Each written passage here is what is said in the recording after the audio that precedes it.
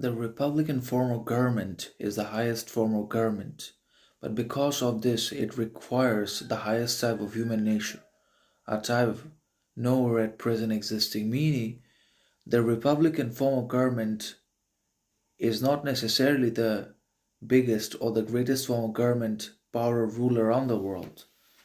But then again, the Republican form of government is certainly good and it's also even better, bigger, and greater than most of the forms of rules, powers, and governments and leaderships around the whole world. And that includes the liberal democracy and communism and dictatorship as well. All of those are bad and involve shallowness, hypocrisy, double standards, exploitation, manipulation of liberty, right, freedom, equality, expression, justice, fairness, and all that is exploited and corrupted and infiltrated in both democracy, liberal democracy, and in communism as well. But then again, when it comes to the Republican form of government, then is the absolute unity and obviously the whole harmony of people, and that is what we call the Republic. The Republic is the epitome of all the people inside of the state, society, or country, whatever you want to call it. It represents all of us, and that means the Republic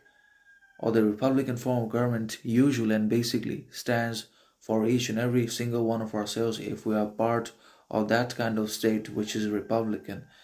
But then again, for this kind of government to succeed, to work, to basically fulfill, realize all of its desires, aims, purposes, intentions that it has said that it usually has about itself in its theories, we also have to be a lot more capable, powerful, intelligent, authentic, virtuous, qualitative, sovereign than we are ever before or than we are in the present, because it demands, expects, and desires. That this type of government, absolute competency, clarity, reliability, honesty, dignity, sovereignty, and other qualities from every one of ourselves in the Republican society. Otherwise, this government will not be maximized.